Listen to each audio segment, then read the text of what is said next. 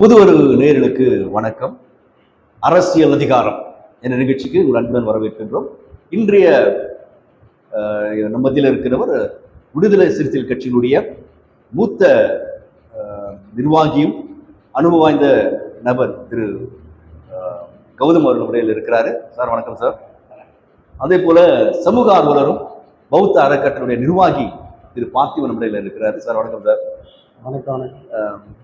Sir, இப்போ பார்த்தீங்கன்னா நம்முடைய அரசியல் அதிகாரம் தற்பொழுது தாவேகா கட்சியில் இருக்குது. திரு விஜய் அவர்கள், ஜோசப் விஜய் அவர்கள் ஆட்சி நடத்தி கொண்டிருக்கிறார். ஒரு 50 நாட்களை போச்சு. எப்படி பார்க்குறீங்க? தாவேகா அரசு இது வரைக்கும் சிறப்பாக இருக்குதுன்னு தான் நினைக்கிறோம். எப்படின்னு பார்த்தீங்கன்னாக்கா, இது வரைக்கும் ஆண்ட அரசியல் கட்சிகள்லாம் செய்யாத ஒன்று சமூக நீதின்னு சொல்லுவாங்க. அது இந்த தாவேகா அரசு சமூக நீதியை, உண்மையான சமூக நீதினா என்னன்றதை இப்போ செய்து காட்டியிருக்கிறாங்க. எல்லா சமூகத்துக்கும் சரியான பிரதிநிதித்துவம் கொடுத்துருக்குறாங்க.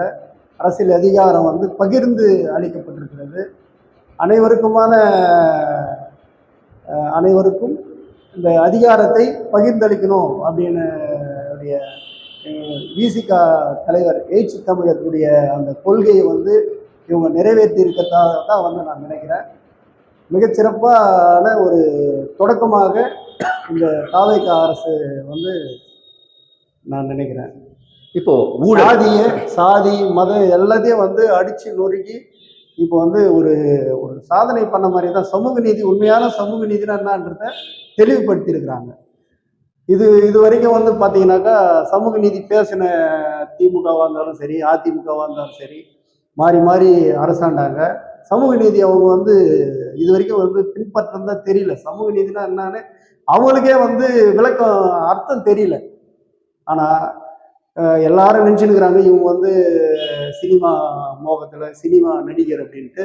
ஆனால் சமூக நீதினா என்னன்றத, உண்மையான சமூக நீதியை இன்னைக்கு நிலை நிறுத்தியிருக்கிறாங்க அப்படின்னு தான் நம்ம இன்னைக்கு தோணுது. போக போக அரசியல் இப்போ பார்த்தீங்கன்னா நல்லா பண்ணுறாங்க. அதே நேரத்தில் உணர்வு பார்க்கணும்.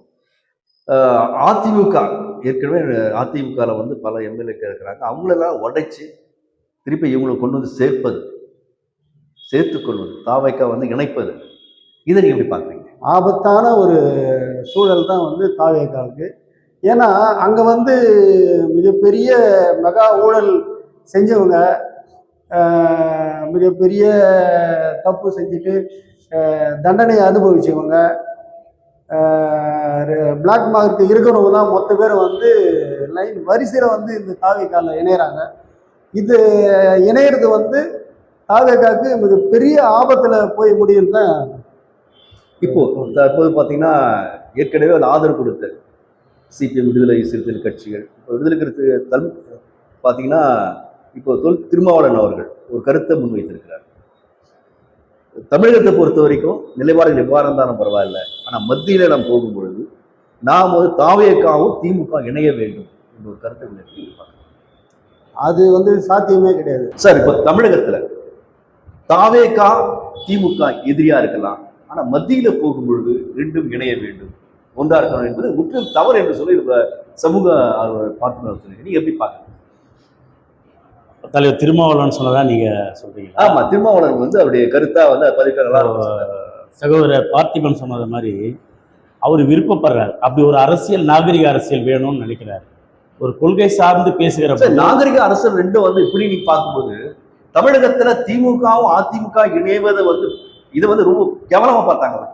அது அது அந்த அந்த பார்வை எப்படி பாக்குறீங்க? இப்போ தாவேகா திமுக வெளியே நடக்கிறது ஒன்னா இணைய வேண்டும் என்பது சரியான ஒரு பார்வை. இது எங்களுடைய பார்வையிடும் போது திமுகவும் அதிமுகவும் இணைவது தமிழகத்துல அதை வேறமான ஒரு பார்வையில நாம பார்க்கல.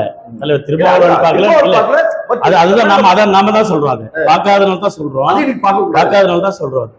தாவேகாவுக்கு கொள்கை எதிரி பாஜக, அரசியல் எதிரி திமுக. அதே மாதிரி தான் நமக்கு விடுதலை சிறுத்தைக்கும் கொள்கை எதிரி பாஜக தான். அரசியல் எதிரி என்பது நமக்கு கிடையாதுங்க. ஒரு ஆளுங்கட்சியா ஒரு குறைஞ்சபட்ச கொள்கை அடிப்படையில் நம்ம கூட்டணி, இப்ப நாம அதிமுகவோட கூட்டணி வச்சிருந்தோம், திமுகவோட கூட்டணி வச்சிருக்கிறோம். இது மாநிலம் சார்ந்த உரிமைகள். இவர்கள் மாநிலம் சார்ந்த உரிமைகளை பேசக்கூடிய திராவிட இயக்கங்கள்.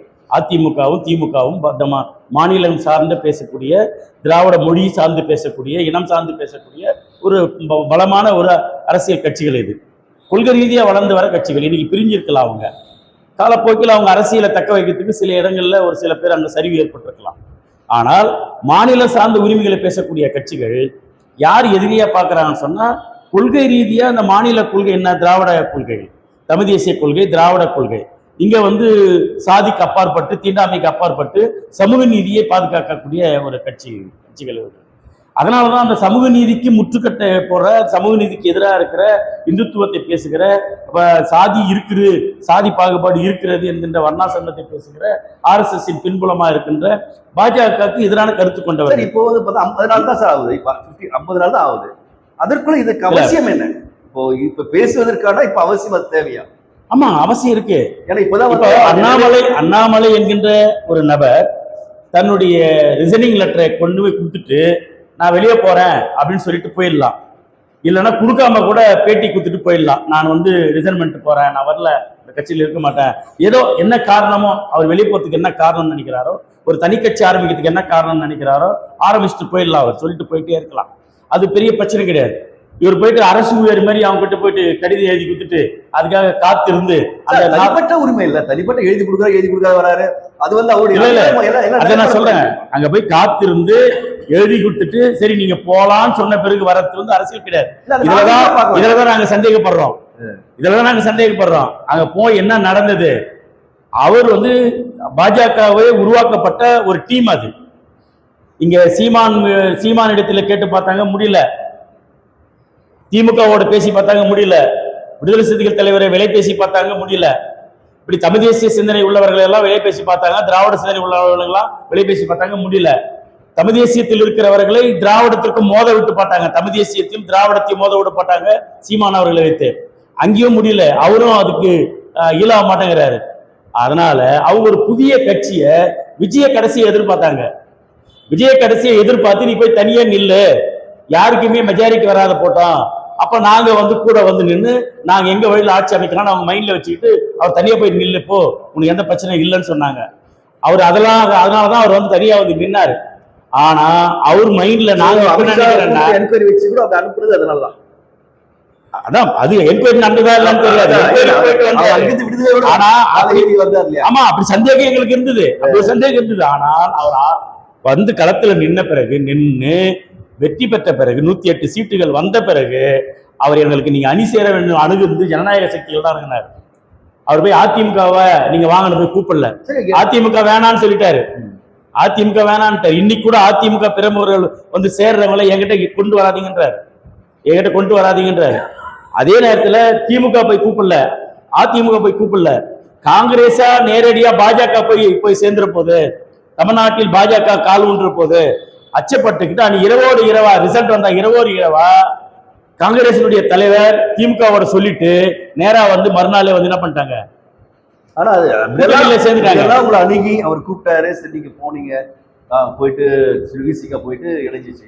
ஆனா இப்பொழுது தாவேக்காக்கே ஒரு அதிருப்தி அளிக்கின்ற மாதிரி பேட்டி கொடுக்குறாருன்ற ஒரு அவங்க கட்சியில ஒரு நிலைப்பாடுகள் இருக்கிறீங்க. தாவேக்காக்கு என்ன அதிருப்தி அளிக்கிற மாதிரி பேட்டி? ஆமா, இப்போ தாவேக்கா இணையணும், திமுக இணையணும், கொள்கை எனக்கு அரசியல் எதிரியே இவதான் என்று இணைய மாட்டார்கள் என்பது எனக்கு நன்றாகவே தெரியும். நீங்க தலைவர் திருமாவர்களுடைய பேச்சை நீங்க கேட்டிருக்கணும். மேடை பேச்சுல அந்த பேசின பேச்சை நீங்க கேட்டு, காஞ்சிபுரத்துல தான் அந்த உரையை நிகழ்த்துறாரு, மண்டல கூட்டத்துல தான் அதை நிகழ்த்துறாரு.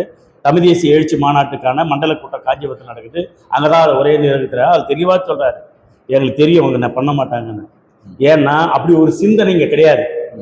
தமிழகத்திலே அப்படி ஒரு சிந்தனை கிடையாது.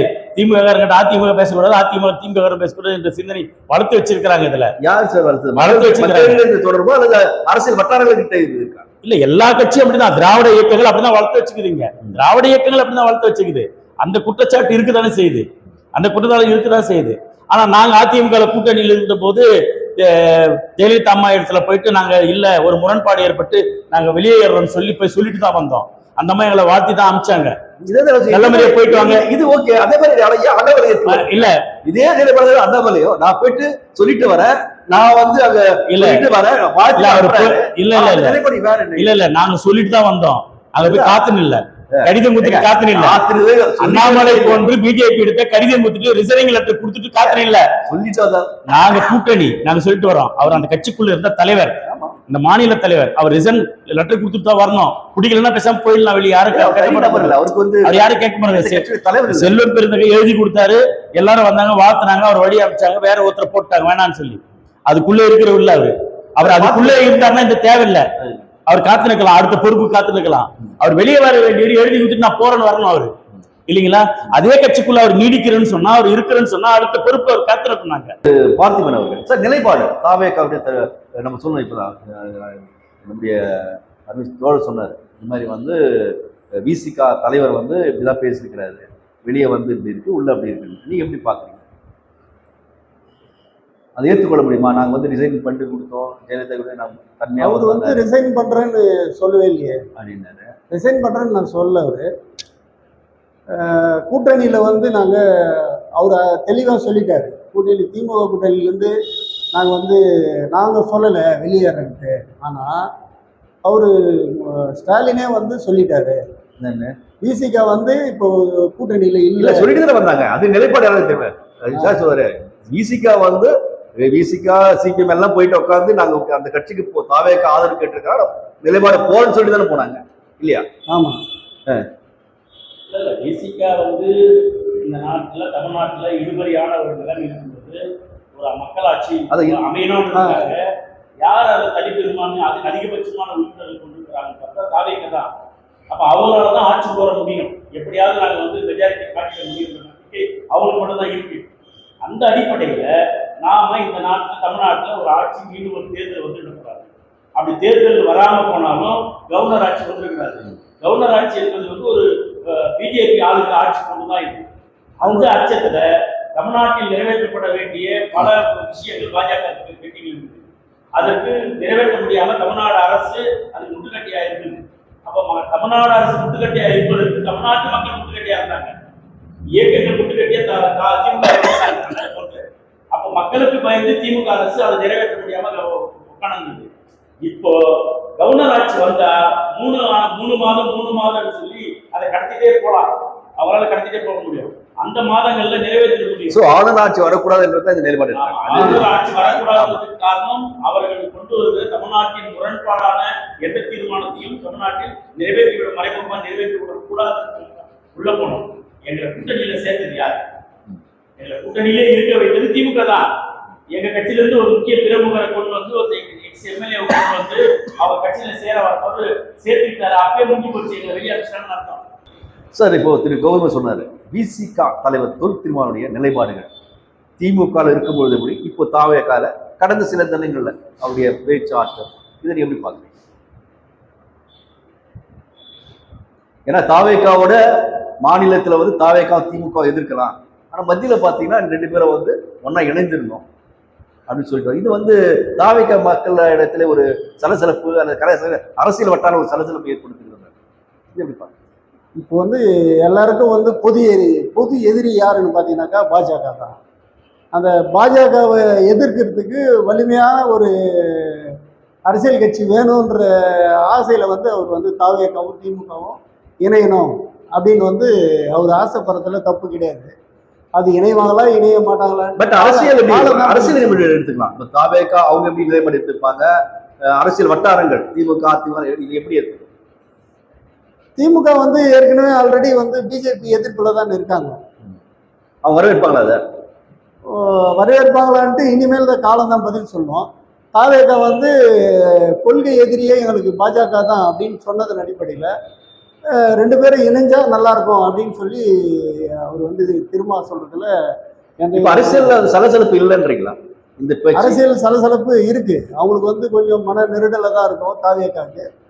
இருந்தாலும் ரெண்டு பேரும் இணையத்துல அவர் வந்து தீவிர முயற்சி எடுத்துட்டு வராருன்னு தான் நினைக்கிறேன். இது வந்து ஒரு எப்படி சொல்றது, ஒரு குட்டை குழப்பினா தான் வந்து அதில் வந்து மீன் பிடிக்க முடியும் அப்படின்ற. என்றதை அடிப்படையில வந்து உபதேசிக்கிறாரு. திருமாவளவன் அவர்கள் கொள்கை எதிரி அதை வந்து பண்ணியிருக்காரு. இவங்களுக்கு கொள்கை எதிரி, அவங்களுக்கு அரசியல் எதிரி. ஆஹ் ரெண்டு பேரும் ஒண்ணா சேர்ந்தாக்கா பிஜேபி எதிர்க்கலாம். சார் இப்போ திரு பார்த்திபன் அவர் சொன்னாருங்க, கண்டிப்பா ஒரு சலசலப்பு இருக்கதான் செய்யுது. தாவேக்கால வந்து ஒரு இந்த வார்த்தைனால கொஞ்சம் சலசலப்பு ஏற்பட்டு இருக்கு, அதிருப்தி இருக்குன்னு சொன்னார். அதே நேரத்துல இன்னும் நல்ல ஒரு விஷயத்த சொன்னாரு, குழப்ப குட்டையில தான் மீன் பிடிக்கணும் அப்படின்னாரு. யாரு குழப்புறது, யார் மீன் பிடிக்கிறது, யார் தெளிவடைகிறது? இல்லை, இது குழப்ப வேண்டியது இல்லை, குழப்பம்லாம் தேவையில்லை. இது குழப்பத்தோ மீன் கலைய போனா மீன் பிடிக்கத்தெல்லாம் இல்லை. யதார்த்த ஒரு கொள்கை ரீதியா இருக்கிறவங்க, ஒரு சித்தாந்த ரீதியா இருக்கிறவங்க யோசிக்கிறோம், விருப்பப்படுறோம். தலைவர் திருமாவளவன் அவர்கள் ஒரு கொள்கை ரீதியான ஒரு சித்தாந்தத்து ரீதியாக இங்க ஒரு ஒருங்கிணைப்பை உருவாக்கணும்னு அவர் நினைக்கிறார். அதுல தப்பா அது இல்ல, அப்படி இல்லைங்க. இப்போ ஒருவேளை அவர் முன்கூட்டியே சிஎம் விஜய் அவர்களை சந்திச்சுட்டு பேசிட்டு வந்து, ஏன்னா ஏற்கனவே வந்து அவர் ஸ்டாலின் கூட இருக்காருங்க, ஸ்டாலினுடைய நிலைப்பாடு ஃபுல்லா தெரியும். சிஎம் முன்னாள் சிஎம் உடைய நிலைப்பாடு எல்லாமே தெரியும். அவர் என்ன பண்றாரு, ஏது பண்றாரு எல்லாமே அவர் குறித்து நல்லாவே தெரியும். ஏன்னா அவர் டிராவல் பண்ணியிருக்காங்க. ஆனா சிஎம் விஜய் கூட இப்பதான் அவர் டிராவல் பண்றாரு, அதான் ஆரம்பிக்கிறார்.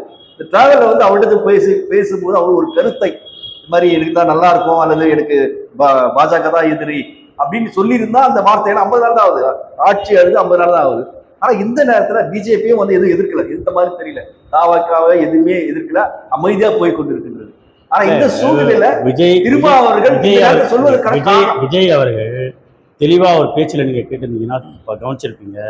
நாங்கள் மத்திய அரசோடு நிர்வாக ரீதியாக இணைந்து செயல்பட விரும்புகிறோம், நிர்வாக ரீதியாக இணைந்து செயல்பட விரும்புகிறோம். இது வரவேற்கிறீங்களா? விசிகா வந்து நிர்வாகத்துடன் ஆட்சி செய்யறது, அது ஆட்சி தமிழ்நாட்டுக்கு தேவையானதை நாங்க கேட்டு பெற விரும்புறோம்.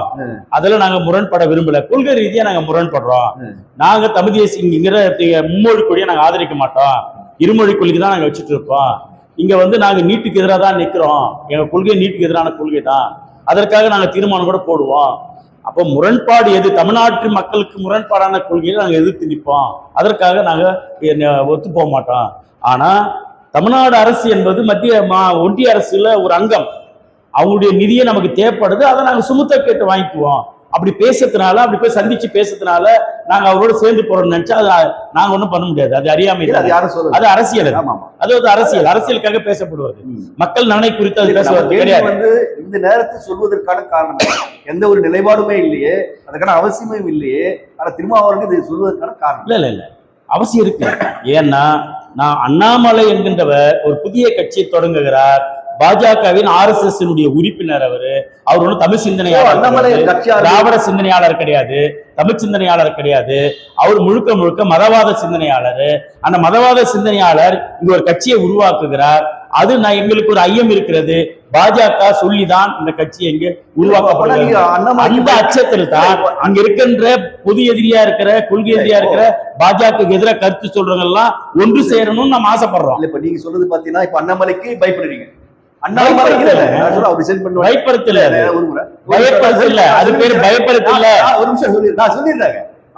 அவர்கள் ஆட்சி அமைக்க வருகிறார், ஆட்சி அமைக்க வரல, அண்ணாமலை ஒரு புதிய கட்சி ஆரம்பிக்க போகிறார், அதை முன்வைத்து தான் இப்ப சொல்றாரு அப்படின்ற. ஏன் சீமான் வந்து ஏற்கனவே ஆரம்பிச்சு போயிட்டு இருக்கிறாரு? சீமான் தமிழ் தேசிய கொள்கை ஆதரிக்கிறவரு, தமிழ் தேசிய கொள்கை ஆதரிக்கிறவரு, திராவிடத்தை எதிர்க்கிறவரு, அவரையும் சேர்த்தான் சொல்றோம். பிஜேபி நாம சீமானியும் சேர்த்தான் சொல்றோம், சீமானியும் சேர்த்தான் சொல்றோம். இங்க தமிழ் தேசியம் பேசுறவர்களும் திராவிடத்தை பேசுறவங்களும் ஒரே கருத்து கொண்டவர்கள் தான். பாஜகவால் தான் தமிழ் தேசியத்துக்கும் திராவிடத்திற்கும் மூட்டை விடப்பட்டது. ஆமா, கரெக்ட் தான். நான் என்னங்கன்னா இப்ப பேசுவதற்கு காரணம் வந்து அண்ணாமலை அவர்களை போய் டிசைன் பண்ணிட்டு வந்து கட்சி தொடங்குவதற்காக அவர் பேசியிருக்கிறான்னு சொன்னீங்க. கட்டாயமா பாஜகவால் உருவாக்கப்பட்ட அண்ணாமலை புதிய கட்சியை தொடங்குவதற்கு பாஜக தான் காரணம். அவர்களால் தான் தொடங்குகிறார். அவருக்கு என்ன கொள்கை இருக்குது? தமிழ் தேசிய கொள்கை இருக்கா, இல்ல திராவிட சித்தாந்த கொள்கை இருக்கா, சமூக நீதி கொள்கை இருக்கா? அவர் சாதி ஒழிப்பை பத்தி பேசுவாரா, தீண்டாமை ஒழிப்பை பத்தி பேசுவாரா, மத சார்பின்மை பத்தி பேசுவாரா, பறையர்கள் எல்லாம் கொண்டு போயிட்டு கோயிலுக்குள்ள நோடைய விடுவாரா, அதுக்கான எதிரான ஆர்ப்பாட்டங்கள் செய்வாரா? இல்ல அவர் சொல்லியிருக்கிறாரு, நீங்க வந்து வீட்டுல வந்து ஜாதி மதம் எல்லாத்தையும் வந்து வீட்டுல கூட்டிட்டு விட்டு வாங்கன்னு சொல்லிட்டு அவரு இப்போ இல்ல, நீங்க வந்துக்கிறவங்க எல்லாம் பாத்தீங்கன்னா RSS மெம்பர் தானே. அவர் பின்னாடி வந்திருக்கிற அத்தனை பேருமே RSS மெம்பர் தானே. மேடையில இன்னைக்கு பார்த்தா மேடையில உட்காந்து அத்தனை பேருமே RSS தானே. ரைட். அண்ணாமலை எதிர்வினைக்காக இதை சொல்லியிருக்காரு எடுத்துக்கலாம். அடுத்தபடியா பாத்தீங்கன்னா அது ஒரு எச்சரிக்கை. இப்படி ஒரு சூழல் இருக்கு, நீங்க எல்லாம் ஒரே சிந்தனைக்குள் வரணும், புதிய எதிரியை நம்ம காயின் பண்ணி பேசணும்ன்றதுக்காக சொல்றது. ஒன்னா சேரல்னா கூட நீங்க புதிய எதிரியை காயின் பண்ணுங்கன்னு சொல்ற. ரெண்டு பேரும் வந்து அதனாலதான் சொல்றேன், நீங்க பண்ணாலும் பண்ணாகட்டி நீங்க பண்ண மாட்டீங்கன்னு தெரியும், அது நடக்காதுன்னு தெரியும். ஆனால் நான் எதையோனோ அனுசரித்துட்டு போவேன். கொள்கை ரீதியான சித்தாந்த ரீதியாக RSS பிஜேபியுடைய கொள்கையை நான் வாழ்நாள் முழுவதும் எதிர்ப்பண்றாரு. நான் வாழ்நாள் முழுவதும் எதிர்ப்பண்றேன். அதற்காக என் பதிவை கூட நான் அமைச்சர் பதவி கூட நாங்க காலி பண்ணிட்டு வந்துருவோம் வெளியே. ரெண்டு பேரும் நீங்க வந்து பேசிக்காதீங்க, அங்க சுனாமி வருது, சேர்ந்து எதிருங்க, எதிர்ப்புல நீங்க வந்து ஒன்னா இருங்க. ஆமா, மற்றபடி நீங்க ரெண்டு பேரும் வந்து இங்க இருந்தா பரவாயில்ல, ஆனா எதிர் வருகின்ற தமிழகத்தை அழிக்கின்ற. ஏன்னா இன்னைக்கு அதிமுக திமுக ஆட்சி அந்த காலம் போய் இன்னைக்கு யாருமே ஆட்சி அமைக்க முடியாத நிலை உருவாக்குறதுக்கு யார் காரணம்? பாஜக தான் காரணம். ஓகே, அதாவது நீங்க திருமாவுடைய கருத்தை அப்படி எடுத்துக்கலாம்.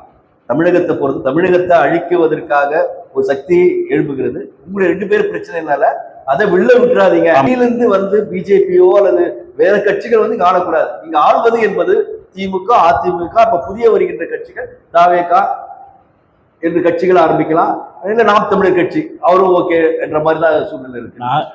சமூக நீதியை பேசுகிறவர்கள், கொள்கை திராவிட தமிழ் தேசியத்தை பேசுகிறவர்கள், தமிழ்நாட்டின் நலனை கருத்தில் கொண்டு பேசுகிறவர்கள் ஆளணும்னு சொல்றோம். இதுல வந்து தமிழன் தான் ஆளணும்ன்ற வாதத்துக்கு அப்புறமா அது ஒரு பெரிய நீண்ட வாதம். எப்படி தமிழ் பிஜேபி இதுவரைக்கும் தமிழகத்தை ஆண்டதே கிடையாது. ஆனா தமிழகத்தை ஆண்டா தமிழகத்துக்கு அது வந்து பிஜேபி ஆளனாலும் கூட ஆண்டு கொண்டிருக்கிற மத்தியில ஒரு மிகப்பெரிய விரிச்சலை உருவாக்கி இன்றைக்கு ஒரு மூன்றாவது பெரிய அணியை உருவாவதற்கு காரணமா அவங்க தான் அமைச்சுக்கிறாங்க. அவங்க நினைச்சது அமையல. ஆனா ஒரு மூன்றாவது தேர்ட் ஃப்ரண்ட் இன்னைக்கு வந்திருக்கு ஆட்சிக்குன்னு சொன்னா அது அவங்க தலைமையில வரணும்னு நினைச்சாங்க. ஆனா அது தமிழ்நாட்டு மக்கள் மிக எச்சரிக்கையா இருந்து வாக்களிச்சிருக்கிறாங்க. விஜய், மாண்புமிகு விஜய் அவர்களுக்கு வந்து 108 சீட்டு. பார்த்திபன் அவர்கள் இப்ப பாத்தீங்கன்னா இப்போ அன்புமணி, ஏன்னா அவர் மத்திய அமைச்சரா இருந்தாரு, எந்த ஒரு கூட்டணி அதிமுக இருந்தாரு திமுக இருந்தாரு, எங்க ஒரு கேப் கிடைக்கும் அதை ஃபில் பண்ணக்கூடிய ஒரு ஆட்கள் எப்பவுமே. இப்போ பாத்தீங்கன்னா சமீப காலத்துல இப்போ வந்து தாவேகோட இணைக்கமா போறாரு. இது வரைக்கும் வந்து அவர் சட்டமன்றத்துக்குள்ள வந்தாரா என்னன்னு கூட தெரியாது. ஆனா காவேரி பிரச்சனை ஒரு பிரச்சனை, கர்நாடகா ஒரு பிரச்சனை, அதை நான் கொண்டு வரேன்னு சொல்லிட்டு வந்து உள்ள உட்கார்றாங்க. அவர் பலத்த வரவேற்பு வந்து தாவேகா வந்து போறாரு, முஷியானந்த் அமைச்சர் அவர்கள் போயிட்டு சாலோ போறாரு வராரு, அவங்க ஒரு பெரிய பதட்டமான நினைவு. ஸோ இது வந்து நீங்க எப்படி பாக்குறீங்க? பாமக வந்து தாவேகா கூட இணைவதற்கான வாய்ப்பு இருக்கா? ஏன்னா 4 சீட்டு அவங்களுக்கு இருக்கு. இது வந்து விடுதலை சிறுத்தைகளுக்கு ஒரு அச்சத்தை ஏற்படுத்த வகையில் இருக்குமா?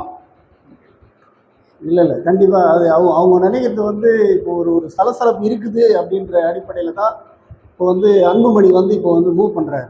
ஆனா தாவேகா வந்து முதல்ல வந்து மதவாத சாதியவாத கட்சியெல்லாம் உள்ள சேர்க்கக்கூடாதுன்றதுல அவங்க வந்து உறுதியா இருந்துட்டு தான் வந்து அவங்கள வந்து 4 சீட் வச்சுக்கிறாங்க. இல்ல நிலைப்பாடை பொறுத்த வரைக்கும் ஆட்சி வந்து இருக்கும்போது ஒண்ணு, அதாவது ஆட்சி ஏற்படும் போது ஒண்ணு, ரொம்ப கஷ்டத்துல ஒரு சூழல் ஆதரவு கொடுத்தது வேற. ஆனா டிராவல் பண்ணும்போது பல மாற்றங்கள் வருவதற்கான ஒரு வாய்ப்பு இருக்கு. ஸோ அது வாய்ப்பு இருக்கான்னு கேட்குறேன். அது மாதிரி ஒரு வாய்ப்பு ஏற்படுமா? இப்போ சமீபமா வந்து ஏஜி தலைவர் வந்து பேசுறதை வச்சு அவங்களுக்கு வந்து ஒரு சலசலப்பு உருவான மாதிரி ஒரு பிம்பம் உருவாயிருக்குது. அவனுக்கு வந்து சலசலப்பு உருவாச்சா இல்லையான்ட்டு அவனுக்கு தான் தெரியும், காவிய கேட்கும். ஏன்னா அவங்க கிட்ட இருந்து எந்த விதமான ரியாக்ஷனும் இது வரைக்கும் இல்லை. அப்படி யார்கிட்ட? காவேகா கிட்ட இல்லை. இப்போ வந்து தலைவர் வந்து சொல்றாரு இல்லையே. இப்போ நீ பாத்தீங்கன்னா அந்த இதுல பாத்துருப்பீங்க, நம்ம அன்புமணி அவங்க போகும்போது பாத்தீங்கன்னா 2 வரையும் வந்து அற்புதமான நல்ல ஒரு வரவேற்பு எல்லாம் கொடுத்து உட்கார வச்சு எல்லாமே பண்றாங்க. ஸோ இது வந்து ஒரு சில சலசலப்பு யோசிப்பாங்க, ஒருவேளை இவங்க வந்து ஜாயின் பண்றாங்களா? அது வந்து அனைத்து கட்சிகளும் அதிமுக சட்டமன்றம் சேர்த்துனாங்க, அது ஒரு சக்சஸ் ஆயிடுச்சு. அது மனித இயல்பு. இப்போ வந்து ஒருத்தர் வீட்டுக்கு வராங்கனாக்கா வராம பொறுத்தனால தமிழர் மரபு கிடையாது. இல்ல ரெண்டு இயல்புன்றது வேறுங்க. இயல்புன்றது பதட்டத்தோடு வரவேற்புன்றது வேற. வீட்டுக்கு வந்து வாசல் வரைக்கும் போறது ஒண்ணு, உள்ள போயிட்டு வர்றது ஒண்ணு, அதெல்லாம் ஒண்ணு வரவேற்பு.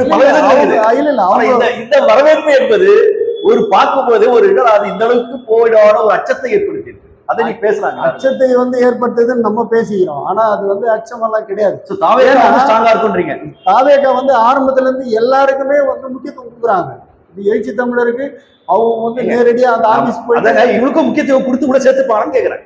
இல்ல சேர்ப்பதற்கு முக்கியத்துவம் கொடுப்பாங்க சொன்னீங்க இல்லையா, எல்லாருக்கும் கொடுக்குறார்கள். அதே போல பாமக ஏன் முக்கியத்துவம் கொடுக்குற? நான் வரேன், எனக்கு ஒரு அமைச்சர் பதவி கொடுங்க, நாங்களும் சேர்த்துருப்பாங்களா? சேர்க்கறதுக்கு வாய்ப்பு வந்து கம்மி தான். ஏன்னா சேர்த்துப்பாங்களா இல்லையா, ஆமாவா இல்லையா? இல்ல வாய்ப்பு கம்மி, சேர்க்கறதுக்கு வாய்ப்பு அப்ப கம்மி இருக்குது.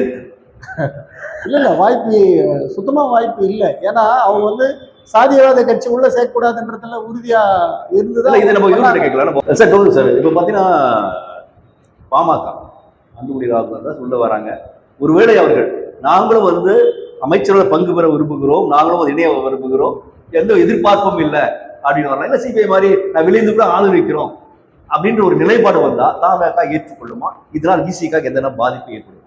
இப்போ நீங்க அவர் பார்த்திபன் சார் கிட்ட கேட்ட மாதிரி பாமக என்பது மேகதாது அணியை கட்டுவதில் நாம் உறுதியாக தடை செய்ய வேண்டும், உறுதியாக நிற்கணும் அப்படின்ற ஒரு கோரிக்கையை அவங்க முன் வைக்கிறாங்க. ஆளுங்கட்சி எல்லாத்தையும் விசியா இல்லையா? ஆளுங்க அவங்க வைக்கிறாங்க, அவங்க கோரிக்கை வைக்கிறாங்க. அவங்க வெளியில இருக்கிறாங்க, அவங்க வெளியில இருந்து எதிர்முகாமில் இருந்துகிட்டு வைக்கிறாங்க. அவங்க திமுக இது அதிமுக கூட்டணியில பாஜக கூட்டணியில அவங்க வந்து மத்தியில வந்து ஒன்றிய அரசுல எம்பியா இருக்கிறாங்க. ஆனா இங்க வந்து நம்முடைய விஜய் அவர்களுடைய தாவேக ஆட்சியில அவங்க கூட்டணியில இல்ல, ஆதரவும் தெரிவிக்கல, அவங்க ஆட்சியில இல்ல, கூட்டணியில இல்ல. ஆனா இல்ல வந்து அந்த அழைப்பு விடுக்கல, அழைப்பு விடுக்கல. அதுதான் கேட்கிறேன், அது எப்படி சேர்த்துக்க முடியும்? அதுதான் கேட்கிறேன், இப்போ இதுதான் சேர்த்துக்க முடியாது. அதே வரவேற்பு என்பது அவங்க தமிழ்நாட்டு நலன் கருதி ஒரு கோரிக்கை வைக்கும் போது அதை அவங்க வரவேற்கிறாங்க. ஒரு அரசியல் கட்சி தலைவர் வராரு, அதுக்காக ஒரு லீடர்ஷிப் அவங்க வந்து வரவேற்கிறாங்க, இணக்கமா பேசுறாங்க, சரி அதை நிறைவேற்றி தரன்றாங்க, தீர்மானம் போடலான்றாங்க. அது அது வந்து அதை அந்த கொள்கை அந்த பிரச்சனை அடிப்படையில பேசுறது. ஆனா தாவேக்காவை வந்து அவங்க கூட்டணிக்கு வருவாங்களா அப்படின்னு சொன்னா முதல்ல அவர் வீட்டுக்கு தான் போயிருப்பாரு, அன்புமணி வீட்டுக்கு போயிட்டு வாங்கன்னு கூப்பிட்டுருக்கணும். இல்ல அதை சொல்றேன், இல்ல அந்த நிலைப்பாடு வேற, ஃபர்ஸ்ட் எடுத்த நிலைப்பாடு வந்து வேற, ஆட்சி அமைக்கின்ற ஒரு நிலைப்பாடு வந்து வேற லெவல். அது யாரை சேர்த்தா என்னன்னு எல்லாருக்கும் அவங்களுக்கு தெரியும். எனக்கு எடுத்த உடனே பாமக கொடுத்தா பல கேள்விகள் எனக்கு வந்து சிஎம் டெப்டி சிஎம் கேட்டிருப்பாங்க, அமைச்சர் அவங்க வந்து ஒரு இன்முகத்தோட வரவேற்று இணக்கமா வரவேற்று அவங்கள வந்து அந்த கோரிக்கையை ஏத்துக்கிறதுல உங்களுக்கு ஒரு சைத்தேகம். அது மட்டும் இல்ல அது தொடர்ச்சியா பாத்தீங்கன்னா பல்வேறு சூழ்நிலைகள் தாவே காட்சியை ஆதரித்து போகிறாங்க. நான் கேட்கிற கேள்வி, ஒருவேளை பாமக வந்து நாங்க வந்து ஆதரவு தெரிவிக்கிறோம், நாங்களும் உடைய இதுல வந்து இணைந்து நாங்க செயல்படுகிறோம், அமைச்சர் பொறுப்பை எங்களுக்கு கொடுக்கின்ற ஒரு நிலைமை வந்தா அவங்க இன்ன வரையிலும் கேட்கல. ஊடகங்கள் அப்படி பேசக்கூடாது, இன்ன வரையும் அவங்க கேட்கல. உங்களுடைய யூகங்களுக்கெல்லாம் நம்ம பதில் சொல்ல முடியாது, உங்க யூகங்களுக்கெல்லாம் பதில் சொல்ல முடியாது. ஒருவேளை அவங்க வந்து சேருவாங்களா சேர மாட்டாங்களா நாங்க கற்பனை பண்ண முடியல, சேர்ந்தா நாங்க கற்பனை பண்ண முடியாது. நாங்க இருக்கிறோம், எங்களுடைய கொள்கையில் சாதிவாதமும் மதவாதமும் இருக்கிறவர்கள் எங்க அணியில் இருக்கிறார்களோ அங்க நான் இருக்க மாட்டேன்னு சொல்லி இருக்கிறோம். அது மாண்புமிகு விஜய் அவர்களுக்கு தெரியும். தெரியாம சொல்லுங்க, ஒண்ணு வந்து திட்டவட்டமா அவங்க சேர்க்க மாட்டாங்க அப்படின்னு ஒரு நிலைப்பாடு இல்ல, அவங்க சேர்த்தா அவங்க சேர்க்க மாட்டாங்கன்னு நான் உறுதியா சொல்ல முடியாது. அவங்க போவாங்கன்னு நான் உறுதியா சொல்ல கேட்கிறேன். கேளுங்க, நீங்க யூகிச்சு ஒரு சந்திப்பின் அடிப்படையில நீங்க யூகிக்கிறீங்களா? இப்போ உதாரணத்துக்கு சந்திப்பின் அடிப்படை சொல்றேன், சீமான் அவர்கள் திமுக ஒன்னா சேர்ந்துருவாங்களா? சொல்ல முடியாது. பல மேடைகள் அவங்க ஒன்னா சேர்ந்து கை குடுத்துக்கிறாங்க, போனவர் கூட உதயநிதி கை இப்ப இதுல பார்த்து திமுகவும் மறுக்கல, இவட மறுக்கலையா? இல்ல அதை ஒன்னா சேர்ந்துருவாங்களா யோசிக்கிறீங்களா? திமுகவை கண்டம் பண்ணி பேசுற மாதிரி சீமானை விட வேற யாரும் பேசல. இப்போ சீமானை விட ஒரு எலெக்ஷன் நாம் தமிழர் கட்சியினுடைய தலைவர் சீமானை விட திமுகவை பேசியது யாரும் கிடையாது. ஆமா கண்டிப்பா. அம்மையார் ஜெயலலிதா கூட குறைவா தான் பேசுறாங்க இல்லையா? ஆனா மிக மோசமாக இப்ப மேடைகள்ல பேசுறது இன்ன வரையிலும் பேசுறது அவங்க தான். இப்ப அவங்க ரெண்டு பேரும் அப்பாவை மதிப்புக்குரிய முன்னாள் முதலமைச்சரை சந்திச்சாங்க, அதன் பிறகு துணை முதலமைச்சரை சந்திச்சாங்க. அந்த சந்திப்பினுடைய நிலவரங்கள் ஊடகங்கள் நீங்க எப்படி பேசினாங்கன்றது எல்லாருக்கும் தெரியும். அவர் தான் பொது வேட்பாளர் அறிவிச்சாங்க. அதெல்லாம் உண்மைன்னு அவங்க ஒத்துக்குவாங்களா? இல்ல இப்ப நிலைப்பாடு அதெல்லாம் உண்மைன்னு இல்ல, அவங்க அதெல்லாம் உண்மைன்னு ஒத்துக்க மாட்டாங்க. ஒத்துக்குவாங்களா? இல்ல. நாம நிலைப்பாட்டுல தெளிவா இருக்கு. அதேதான் இது. அவரு ஒரு பிரச்சனை அடிப்படையில சந்திக்கிறாரு, அது மக்களுடைய பிரச்சனை, தமிழ்நாட்டின் பிரச்சனையா அவங்க ஒரு சட்டமன்றத்துல கோரிக்கை வச்சாங்க. அவங்க கட்சியா வந்து பார்ட்டியா வந்து திரும்ப சந்திக்கிறாங்க. அதை வைத்து அவங்க சேர்ந்துருவாங்களா? நீங்க வெளியே போயிடுவாங்கன்னா என்ன நோக்கம்னா, விடுதலை சிறுத்தைகள் கட்சி அதிகாரம் படைத்த ஒரு மையத்துல எங்குமே இருக்கக்கூடாது. ஏதாவது ஒரு கேள்வி கேட்டு ஒரு குறுக்க கேள்வி கேட்டு அவங்களை வெளியேற்றத்திலே தான் நோக்கம். இது ஊடகங்கள் செய்கிற மிகப்பெரிய மோசடி. ஏன் ஊடகங்கள் அப்படி இல்லையே? ஊடகங்கள் செய்கிற மோசடி, பார்வை ஊடகங்கள் அப்படிதான் மோசடியா இருக்குது. அந்த ஊடகங்கள் கேட்கிற கேள்விக்கு தான் நீங்களும் என்ன கேட்கறீங்க? அதிகார மையத்துக்குள்ள விடுதலை சிறுத்தைகள் போயிடக்கூடாது. விடுதலை சிறுத்தைகள் பொருள் என்னன்னு கேட்டா ஒடுக்கப்பட்ட மக்கள் அதிகார மையத்துக்கு போயிடக்கூடாது. ஒடுக்கப்பட்ட மக்களை அணிதிரட்டுகிற, மத சிறுபான்மை மக்களை அணிதிரட்டுகிற, அவர்களை தமிழர்களா அணிதிரட்டுகிற தவதேசிய அடுத்த கேள்வி, பாமக இணைந்தால் இது ஆகுமா கேட்டோம். அவங்க இணைய போறேன்னு யாரும் பேச்சுவார்த்தை நடத்தல. அவங்களும் நான் இணைய போறேன்னு போல. ஒரு பிரச்சனை, மக்கள் பிரச்சனை எத்தனை சிஎம் போறாங்க, மக்கள் பிரச்சனை சட்டமன்றத்துல அவங்க பேசுறாங்க. அவங்க கட்சியா போய் மக்கள் தலைவரா கேட்கிற கேள்வி, இணைப்பதற்கான வாய்ப்பு வந்தா இந்த யூகங்களுக்கு பதில் சொல்ல முடியாது. அவங்க இணைப்பாங்களா, இணைக்கும் போது பாக்கலாம். அவங்க இணைந்தாங்களா அப்ப பாக்கலாம். இப்ப அவங்க இணைஞ்சிருவாங்க, இணைஞ்சா நாங்க வெளியே வந்துருவோம் அப்படின்ற கொள்கை பேச்சுக்களை இப்ப திரு கௌதம் அவர் சொல்றாரு. இது வந்து இப்படி கேள்வி கேட்டோம்னா உடனே வந்து ஊடகத்தினுடைய ஒரு தவறான ஒரு புரிதல், தவறான. நீங்க எப்படி பாக்குறீங்க? நாங்க வந்து கேட்கறது வந்து ஒரு பாமக இது மாதிரி மூவ் பண்ண, ஏன்னா மூவ் பண்ணாது இருக்க மாட்டாங்க. எந்த ஒரு கட்சியும் வந்து இப்போ ஏடிஎம்கே இருக்கிறவங்களாம் கூட போயிட்டாங்க, போய் சேரணும், அதிகாரத்துல இருக்கணும்னு எந்த மனுஷன் விரும்புவதற்குதான் விரும்புவோம். அதே மாதிரி பாமக விரும்புவது தவறு கிடையாது. அப்போ ஒருவேளை அந்த அவசியம் வந்துச்சுன்னா இணைவதற்கான வாய்ப்பு இருக்கா நம்ம கேட்கிறோம். அதை விடப்படும். இல்ல இப்போ இவர் சொல்றது வந்து கரெக்டு தான். இப்போ வந்து அது யூகம் தான். இப்போ யூகம் தான் அன்புமணி வந்து என்னை சேர்த்துக்கணும் சொல்ல, எந்த பத்திரிகையும் இல்லை, அவரும் சொல்லலை. அவங்களும் வந்து நீங்க வாங்க, நாங்க வந்து உங்களை கூட்டணி சேர்த்துக்கிறேன்னு அவங்களும் கூப்பிடல. ஒரு யூகத்தின் அடிப்படையில் நான் கேட்கிறேன், பாமகவுக்கு இது வந்து ஆதரவு அளிச்சா அது வலுவாக பெறுமா, விசிகா என்ன பாதிப்பு வருமா, என்ன அந்த சூழ்நிலை கேட்கிறேன். நீங்க வந்து அவர் வந்து வரவே கூடாது, சேர்க்க கூடாது அப்படின்னு நம்ம நிர்ணயிக்கிறது கிடையாது. ஒரு யூகம் தான். ஒருவேளை போனா அவங்களுக்கு லாபமா நஷ்டமா என்னன்னு கேட்கிறேன். அது வந்து பாமக போயிட்டு ஏன்னா இத்தனை நிலைப்பாடு வந்து தாவேக்கா அவங்களுக்கு சட்ட கூட பண்ணல, யாரும் அவங்களை குறித்து எதுவும் பேசவில்லை. ஆனா இவங்க தான் வழியா போயிட்டு அவர் பேசுவதும் அவர்களை குறித்து நல்லா ஆட்சி நல்லா போயிருக்குன்றது குறித்தும் முதல்வர் அவர்களை குறித்து மதிப்பா பேசுகின்ற ஒரு சூழ்நிலை காலகட்டத்தில் பார்க்கும் பொழுது அவங்க வந்து வந்து கிட்ட வர மாதிரி ஒரு சூழ்நிலை இருக்குது. இல்ல ஒருவேளை நீங்க சொல்றது வந்து அது உண்மையா கூட இருக்கலாம். ஆனா பட் வந்து அவங்க வந்து கூட்டணியில சேர்த்துக்கலாம். ஆபத்தா தாவேக்காக்கு ஆபத்தா இருக்குமா? கண்டிப்பா தாவேக்காக்கு ஆபத்து. ஏற்கனவே ஒரு ஆபத்துல வந்து எல்லாம் சேர்ந்து நிற்கிறாங்க. எல்லா ஊழல்வாதிகள்லாம் வந்து சேர்ந்து நிற்கிறாங்க. இப்ப சாதியவாதியே வந்துட்டாக்கா பாமகவுக்கு வந்து ஆபத்து. இது வந்து சாதி அடிப்படையில் ஒரு கட்சி.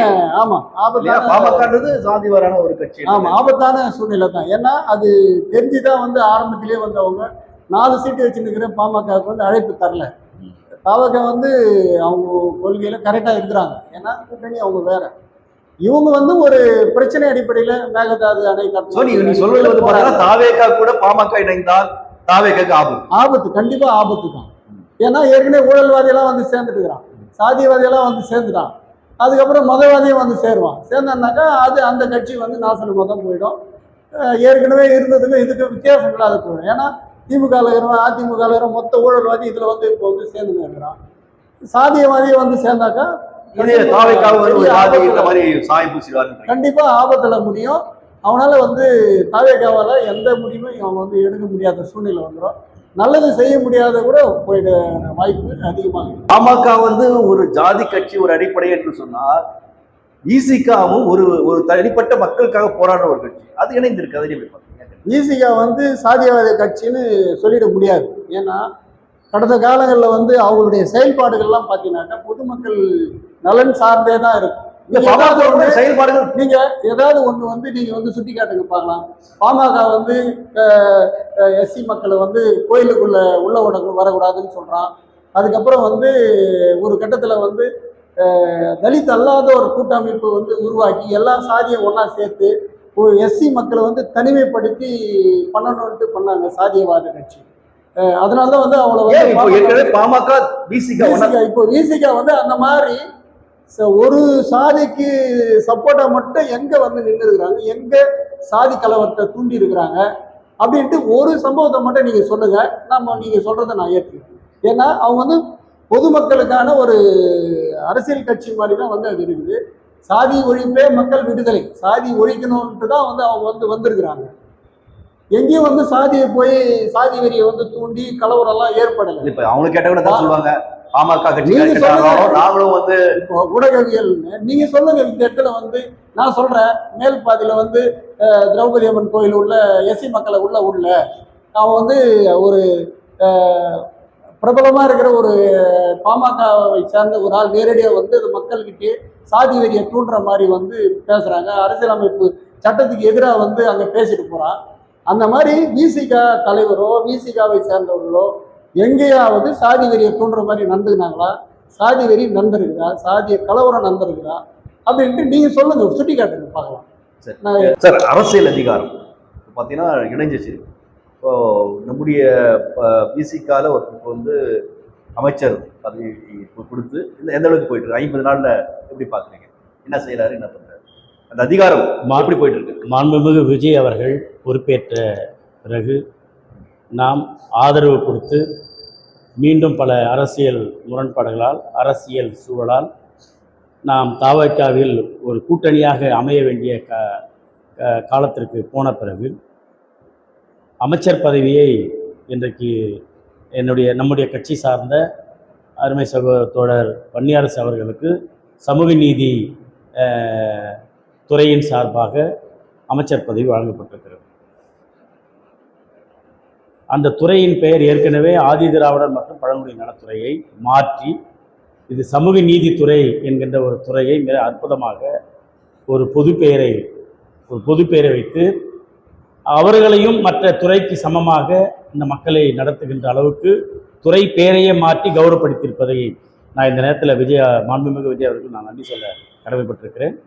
அந்த துறைக்கு சமூக நீதி பேசுகிற, சாதி ஒழிப்பை பேசுகிற, சமூக நீதி பேசுகிற ஒரு கட்சியிலிருந்து ஒருவருக்கு அந்த துறை சார்ந்து அந்த பொறுப்பை வழங்கியதற்கு, அந்த பதவியை வழங்கியதற்கு நாங்கள் அதை பெருமையோடு பார்க்கிறோம். பொதுவாகவே நான் ஆதிராவ் நலத்துறை அமைச்சர் என்றால் அது ஒரு கேவலமாக பார்க்கப்பட்ட ஒரு துறையாகவோ, அவர் எங்க இருக்கிறாரு, எப்படி இருக்கிறாரு, என்ன வேலை செய்யறாரு, அப்படி ஒரு துறை இருக்குதான்னு கூட யாருக்கும் தெரியாது. இத்தனை 70 ஆண்டு காலத்தில் அதான் வரலாறு.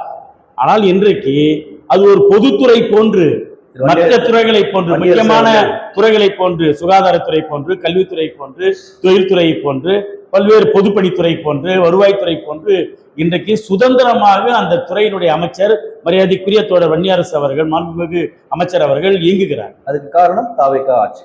தாவேகா ஆட்சியில் சுதந்திரமா பண்ணணும் போது அதை பாராட்டி வாங்க வேண்டாம் இல்லையா? ஆமா, அதாவது நான் முதலே நன்றி சொல்லிட்டேன். அவங்க அந்த பதவி, அந்த பொறுப்பை வழங்கும் போது நீங்கள் அமைச்சராக சுதந்திரமாக செயல்படலாம் என்றுதான் மாண்புமிகு அமைச்சர் அவர்களுக்கு வழிகாட்டி இருக்கிறார். ஆனாலும் கூட நாம் ஒரு முதலமைச்சருக்கு கொடுக்க வேண்டிய அத்தனை மரியாதையும் ஒவ்வொரு காலகட்டத்திலும் முதலமைச்சரோடு கலந்து ஆலோசனை செய்தால் ஒரு பிரச்சனையை அணுகுகிறோம். அது ஒரு மரபு. அவர்கள் சுதந்திரமாக செயல்பட விட்ட பிறகு நாம் ஒவ்வொரு செயல்பாட்டையும் மாண்புமிகு முதலமைச்சரோடு கலந்து பேச வேண்டியது, அதுக்கு தீர்வு காண வேண்டியது இருக்கிறது. இன்றைக்கு அந்த துறையின் சார்பாக வழங்கிய பிறகு எங்கிருக்கிற மலைவாழ் மக்களுக்கு கிடைக்க வேண்டிய அடிப்படை தேவைகளை நீங்க ஊடகத்துல, நீங்க தான், உங்களை போன்ற ஊடகங்கள் தான் அதை காட்சிப்படுத்துது. நீங்க பார்த்துருப்பீங்க எந்த அளவுக்கு அவர் இரவும் பகலா மக்கள் மத்தியில எளிமையா சென்று எளிமையா மக்களை திரட்டி மக்கள்களை பேசுவது, சட்டமன்றத்துக்கு அதை செக்ரட்டரியேட் தலைமை செயலகத்துக்குள்ள அமைச்சருடைய அறைக்குள்ள நரிக்குற மக்களை மொத்த பேரை உள்ள கொண்டு வந்து உட்கார வச்சு அத்தனை பேர்கிட்டையும் அவர்களுக்கு ஆதரவான பதிலை சொல்லி அவர்களை கோரிக்கைகளை நிறைவேற்றுவதற்கு வாக்குறுதி கொடுத்தது. இது போன்ற நிலைமைகள்லாம் இந்த 50 நாள்ல நீங்க அமைச்சர்கள் இருக்கிறது மகிழ்ச்சி அளிக்கின்றதா இருக்கு. ஆமா, இது ஒரு வாய்ப்பு. இறுதியாக ஒரே ஒரு கேள்வி. தற்பொழுது நம்ம கரூர் நிகழ்ச்சியாக எதுவாக இருக்கட்டும், தாவேக்காருடைய நிலைப்பாடு ஒரு நல்ல ஒரு அரசியல் என்பது மக்களை வலுப்படுத்தி அவங்களுக்கு தேவையை பூர்த்தி செய்வது என்பது ஒன்று, இது இருக்குது. அதே சமயத்துல தனக்கு எதிராளியை பழி வாங்க வேண்டும், எதிராளிகளை ஏதாவது செய்யணும் என்று சொல்லி தொடர்ந்து பேச்சு இருக்கட்டும், செயல்பாடுகளும் இருக்கட்டும். இப்படி இரண்டும் போவது இது ஆரோக்கியமான ஒரு விஷயமா அல்லது எப்படி பார்க்கணும்? செந்தில் பாலாஜியை சிறைப்படுத்துவது பழிவாங்கிறது. செந்தில் பாலாஜி புதுப்படியாவே நீங்க பார்க்கலாம். செந்தில் பாலாஜியை சிறைப்படுத்தியது பழிவாங்கிறது. நீங்க எந்த விஷயத்தாலும் செந்தில் பாலாஜியை கடந்த ஆட்சியை அப்படி கிடையாது. ஒரு குற்றச்சாட்டு, அரசு என்பது குற்றவியல் வழக்கு இருக்கிறது, அவர்கள் மீது புகார் இருக்கிறது. அதற்கான துறை நடவடிக்கை அமைச்சர் வேலு அதற்கான துறை யாரு மாண்புமிகு முன்னாள் அமைச்சர் வேலு அவர்கள் மீது குற்றச்சாட்டு இருக்குது. அந்த குற்றச்சாட்டு அந்த துறை சார்ந்த நடவடிக்கை இருக்குது, விசாரணை இருக்குது. இல்ல சிஎம் என்ன பண்ண முடியும்? அதை நடத்தாதீங்க, நாங்க நல்ல பேர் எடுத்துக்கணும், நாங்க அதெல்லாம் எதிரணி எதிரணி எதுவும் அவருடைய பேச்சு கரூர்ல எடுத்து பேசும்போது கூட இப்ப எதிர்கட்சி திமுக தலைவர் அவங்கள பிடிச்சுதான் பேசுறாரே தவிர மரியாதைக்குரிய முன்னாள் முதலமைச்சர் நம்முடைய மு.க. ஸ்டாலின் அவர்கள் நான் வந்தா முதல்ல குடநாடு வழக்கு தான் எடுப்பாரு. முன்னாள் முதலமைச்சர் எடப்பாடி பழனிசாமியை சிறைப்படுத்தாம விடமாட்டேன் கேள்வி. இது வந்து அது வந்து அவரு அவங்க வந்து தப்பு செய்யலாம் என்ன பண்றாங்க விட்டுருங்க. அவங்க யாரும் பண்ணலையா? அதான் சொல்றேன், அதுக்குதான் நான் சொல்றேன். யாரா இருந்தாலும் செந்தில் பாலாஜி அதிமுக சேர்ந்த குற்றச்சாட்டத்துக்கு திமுக வந்த பிறகு அவர் அரெஸ்ட் பண்ணலையா? நான் கேக்குறேன், திமுக விஜயபாஸ்கரும் அதுக்கு விதிவிலக்கு அல்ல, யாரும் அதுக்கு விதிவிலக்கு அல்ல. செந்தில் பாலாஜி அதிமுகவில் செஞ்ச குற்றச்சாட்டுக்கு திமுக வந்து அணி சேர்ந்த பிறகு அவர் அனுபவிக்கிறாரு. அவர் நான் கேட்கிற கேள்வி தாவைக்காவுடைய இந்த பழி வாங்குறது சரியான்னு கேட்கிறேன். இல்ல அது பழி வாங்குறது இல்ல, அவசியமா நீங்க எடுத்த உடனே இல்லைங்க. நாட்டுல நீங்க 5 நாள் போதாதா? ஒரு நாள் போதாதா? சட்ட ஒழுங்கை பாதுகாக்க வேணாவா? திருட்டு பாதுகாக்க வேணாவா? ஊழலை ஒழிக்க வேணாவான்னு சொல்றீங்கல்ல. நீங்க இப்ப ஊழல் ஒழிக்க வேணாம் பொதுமக்கள் சொல்றாங்கல்ல, நீங்க கேட்கறது கேள்வி இல்ல. பொதுமக்கள் என்ன கேட்கறான்? ஊழல் ஒழிஞ்சு போச்சா? இப்போ எதிர்கட்சியில் ஊழல் ஒழிஞ்சு போச்சான்றாங்க. ஊழல் ஒழிஞ்சு போச்சா? 5 நாள்ல ஊழலை பற்றி ஒரு குற்றவாளி மீது விசாரணை நடத்துவது தேவையான்னு கேட்டா எந்த குற்றவாளியை நான் வந்து ஒரு தனிப்பட்ட செந்தில் பாலாஜி பத்தி பேசல. பேசுவது என்பது ஒட்டுமொத்தமான அரசியல் என்பது ஊழல் செய்தவர்களையும் ஊழல் செய்ய மாட்டோம், செய்தாலும் விடமாட்டோம். சமூக ஆர்வலர் திரு பார்த்திபன் அவர்கள், நீங்க எப்படி பாக்குறீங்க? இப்போ வந்து ஒரு கட்சி இருக்கிறது, இப்போ தாவேக்கு ஆட்சி அமைந்தது, மக்கள் வந்து சும்மா இருக்கிறார்கள். அதே நேரத்துல வந்து அது எந்த ஒரு நிகழ்வா இருக்கட்டும், எந்த ஒரு மேடை பேச்சா இருக்கட்டும், சிஎம் அவர்கள் வந்து எதிர்கட்சி டிஎம்கே வந்து பட்சபத் பேசுவது, எதிர்வினையா பேசுவதா இருக்கட்டும், அதே மாதிரி வந்து எல்லாருமே எது பண்ணாலும் வந்து ஒரு ஐடிவிங்களா என்ன போட்டாங்கன்னா அவங்க உடனே அரெஸ்ட் பண்றதா இருக்கட்டும், எதுவா இருக்கட்டும், அது மாதிரி ஒரு கொள்கை அடிப்படை இப்படி வந்து பண்ணுவது ஆரோக்கியமா இருக்கும். இந்த அரசியல்ல வந்து மக்களுக்காக போகிறது இதெல்லாம் ஊழலற்ற அரசியல், அதெல்லாம் உண்மை. மக்கள் வந்து சந்தோஷமா போறாங்க வராங்க, அதெல்லாம் ஓகே, அவர் செய்வது எல்லாம் சரி. ஆனா இந்த ஒரு காரியம் எப்படி நீங்க பாக்குறீங்க? இது அவசியம் தான், அவசியம் இல்லைன்னு சொல்ல, ஆனா இந்த நேரத்துக்கு அவசியமா இந்த அளவுக்கு பண்றதுக்கு வந்து தாவேக்கா அரசு அமைஞ்சிருக்கிறது. முதலமைச்சருக்கு வந்து சில பொறுப்புகள் எல்லாம் இருக்கு. அந்த பொறுப்புகள்லாம் இருக்கிற இந்த நேரத்துல வந்து இதெல்லாம் வந்து தவிர்க்கலாம். இந்த மாதிரி விஷயத்தெல்லாம் வந்து தவிர்த்தாக்கா கொஞ்சம் பெருந்தன்மையோட. ஏன்னா ஜெகன்மோகன் ரெட்டி ஆந்திரால இருந்தாரு, நல்ல ஒரு ஆட்சி கொடுத்தாங்க. அவங்க கொடுத்த பிறகு அவர் வந்து சந்திரபாபுவை டார்கெட் வச்சிருந்தாரு, பயங்கரமா பண்ணாரு. அடுத்த கட்டமே வந்து மக்களை அவங்க தள்ளி விட்டார். இது பேசுவதும் இதே ஒரு ஆபத்தான ஒரு முறையில மாறதுக்கான வாய்ப்பு இருக்கு. இந்த மாதிரி வந்து அவரு பேசுறது, இந்த நடவடிக்கை எல்லாம் வந்து அவருக்கே ஆபத்தான போய் முடியிற வாய்ப்பு கூட இருக்கு. என்னன்னாக்கா அது ஜெகன்மோகன் ரெட்டி அதுக்கு உதாரணம் தான். ஏன்னா நல்லா பண்ணாரு. அந்த சந்திரபாபு நாயுடு காயின் பண்ணதுனாலே அவர் வந்து பேர் வந்து கெட்டு போச்சு, பேர் கட்டிச்சு, பொதுமக்கள் கிட்ட வந்து அதிருப்தி ஆயிடுச்சு. அந்த மாதிரி சூழல் உருவாகிறதுக்கும் இப்போதைய தாவேக்கா அரசு முதலமைச்சர் வந்து அதில் கவனம் செலுத்தணும்.